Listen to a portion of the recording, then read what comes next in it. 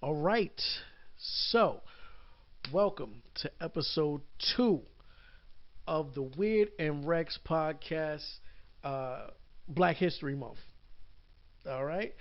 So, like I said before, man, we just want to talk about a lot of different things. All right. Some is going to be cool, some is not going to be cool, some is going to be very uncouth, some is just going to be very uncomfortable. Hey, what are you going to do? All right. Uh, so today, like I was trying to find out yesterday, why, why do we even have Black History Month? Why do we have Black History Month in February? So some people believe because it's the shortest month of the year. Other people say that that's just a myth and it's black paranoia. Yeah. Oh, crazy Negroes. Maybe it is black paranoia. Gives a fuck. But I did see an article recently uh, that was discussing why we have Black History Month in February. So I'm just gonna read that with you guys. A few clips of it with you guys. All right. Okay.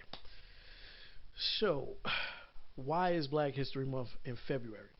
According to historian Darrell Scott, who is a professor of U.S. history at Howard University, he states that uh, black people actually came up with Black History Month. Um, and it started with a Dr. Carter G. Woodson, who established Negro History Week in 1926 to celebrate the contributions of African Americans to American life and history.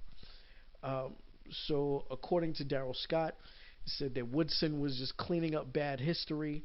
Um, you know, of course, uh, the, Wilson founded Woodson. I'm sorry. Woodson was the president of the Association for the Study of African American Life and History, which was an organization he founded in 1915. So, supposed the bad history of you know African American life was left out of a lot of books, textbooks, and to get federal appreciation of Black history events and um, historical accuracy, yeah, historical stuff.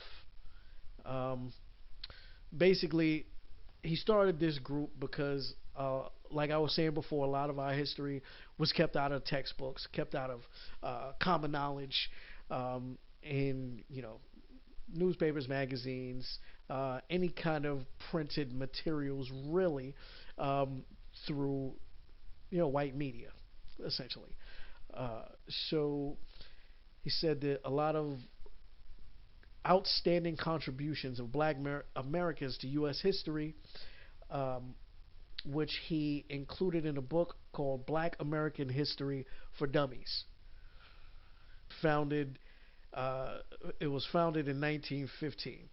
So when they originally called it Negro History Week, it took place during the second week of February to took Negro History Week took place during the second week of February to commemorate the births of abolitionist Frederick Douglass, who claimed February 14th as his birthday. So, Valentine's Day.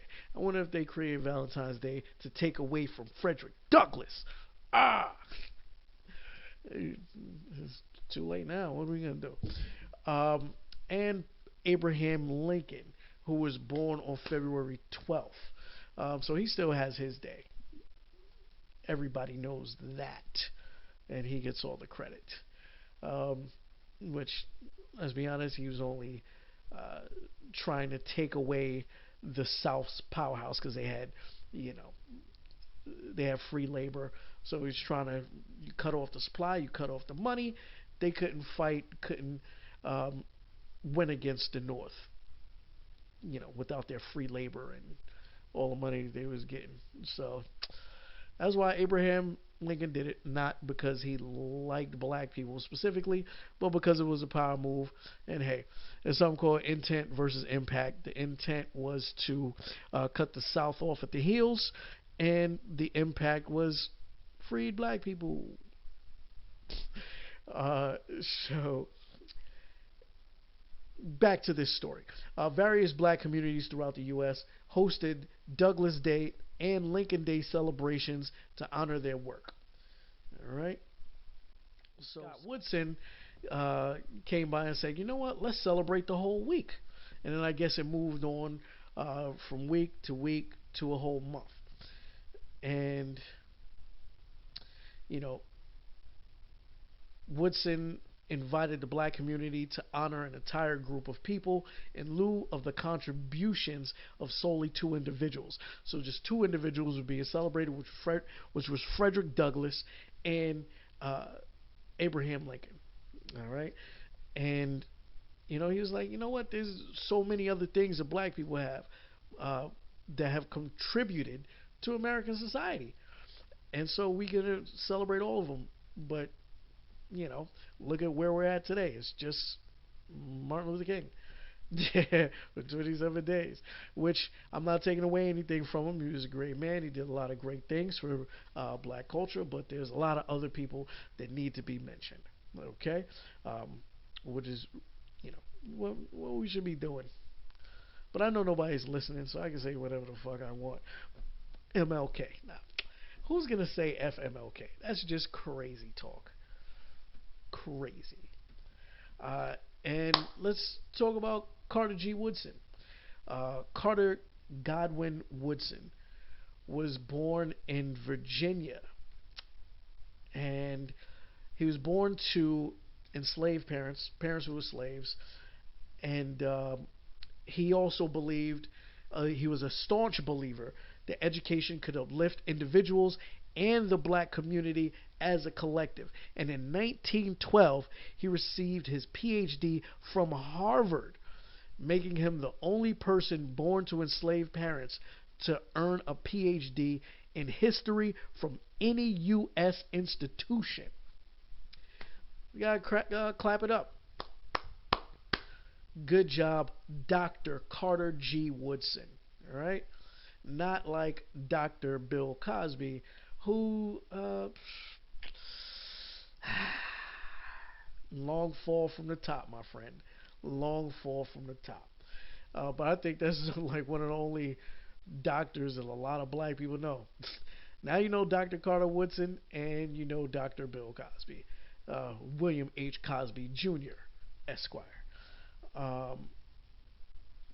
So it says Dr. Carter G. Woodson founded the Association for the Study of Negro Life and History, now called the Association for the Study of African American Life and History, about how black Americans contribute to American history and culture. So Woodson's contributions included a lot of books, journals, and a publishing company, and earned him the title the Father of Black History. That's pretty dope. That's pretty dope. So, again, Woodson fundamentally believed that the quickest way to dehumanize a people was to tell them that they didn't have a history.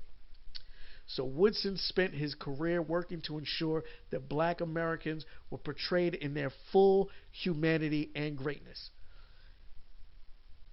So one of the historians talking about him say he was one of the great prophets looking backwards. I don't know what the fuck that means. And how did Black History evolve into Black History Month? So, as I said, Negro History Week caught on like wildfire. Woodson and the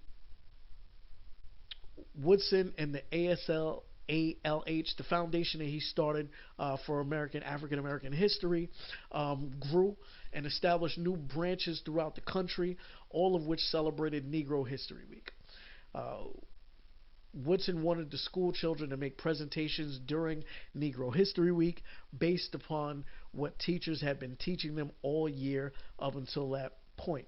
So it was never just a 1 week affair in his mind, according to this historian.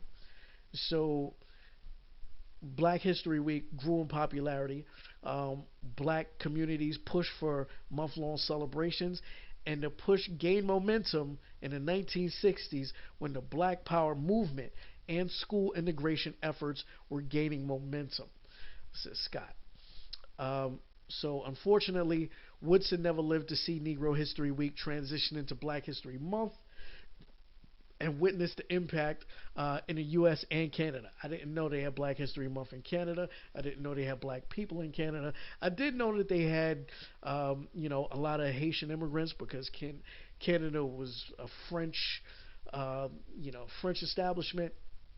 So I knew they had a lot of Haitians there, a lot of Africans who left from war-torn parts of Africa that migrated to Canada, and some escaped slaves. But they never, you never hear about Canada's, black culture, what black people were doing out there, and their community of escaped slaves that ran all the way to Canada. Ran all the way to Canada. Jesus Christ. I can barely walk a mile away from my house. How did they run all the way to Canada? Boggles the mind. Makes me feel like land changed or some shit like that.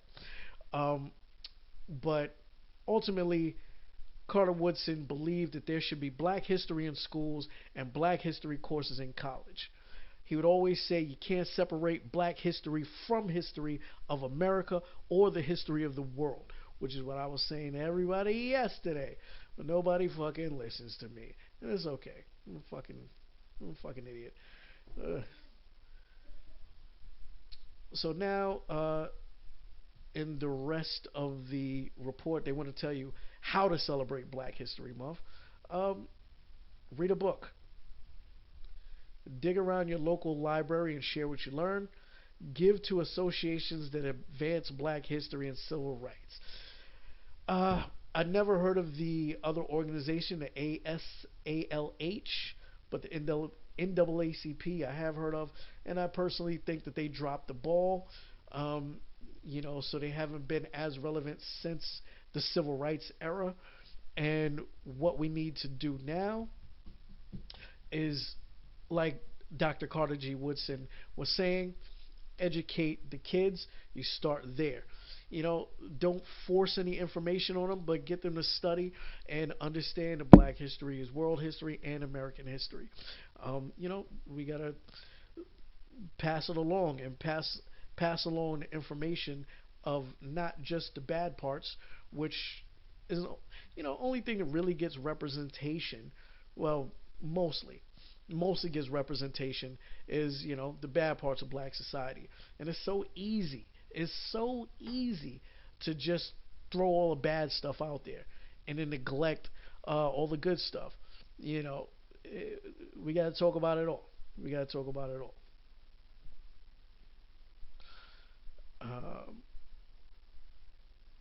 So Dr. Carter G. Woodson, everybody get a chance, try to look up some information about him. We will later on in the week discuss Frederick Douglass, a great American, a great humanitarian abolitionist, and he deserves a lot more credit than he gets. We should still have Frederick Douglass Day. We should have a Frederick Douglass Day, and it should be a federal day off of work. Yeah, that's what I'm saying. Oh, so look at this. 6 heroes to honor this Black History Month. And this is by Oprah Daily US. I guarantee you that this is going to be mostly civil rights people. So let's see. Yeah, for shits and giggles. Let's see who Oprah thinks we should be.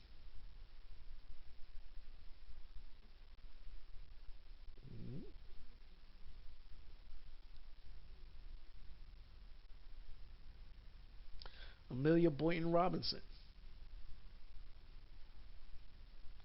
Civil rights portrayed in Selma. How did I know? Advocated for black voting rights. It's nice to know. Kudos. Martin Luther King. Shirley Chisholm. Important person to know. Pioneer for black women in government, and she actually ran for president. So Kamala's not the first anything. I'm tired of all these, oh, I was the first, blah, blah, blah, blah. No, you were not. Jesse Owens, he shitted on Hitler and the Nazis just by winning, uh, just by just by winning the Olympics, getting a gold medal in the Olympics. I think that's where it started to stem the whole, you know, blacks are only good at sports thing. Because, during the Olympics, during that time in the 30s, blacks were demolishing everybody in every sport possible.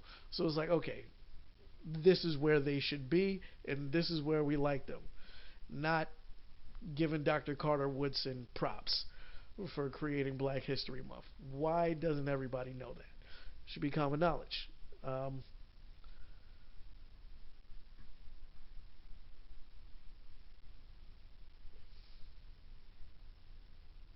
Mae Jemison, she's somebody that you should definitely know.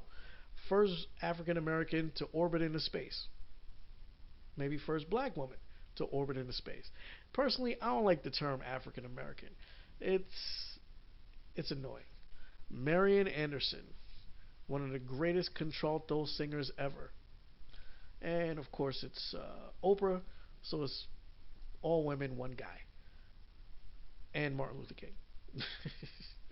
So you can't get away from it. You can't get away from it. But I just wanted to, go over that. Um, you know, Now we know why Black History Month uh, is in February. And that was some information I didn't know. We learned something together. Uh, and yeah, so tomorrow we're going to get raunchy. Yeah. Let's get some strippers in here. Let's get some Black History strippers. All right, so that's the show for today. It doesn't have to be crazy. I just want to put some information out there. Everybody, how you celebrate? How you gonna celebrate Black History Month? I say go crazy, not violent crazy, but have a fun crazy. Yeah, St. Patrick's Day. You have a whole bunch of days. Why don't we start Black History Month bar hopping? I'm with that. Yeah. So how do you want to celebrate? Do what you feel. Do what you feel. Now you know a little bit more information. I know a little bit more information. Um,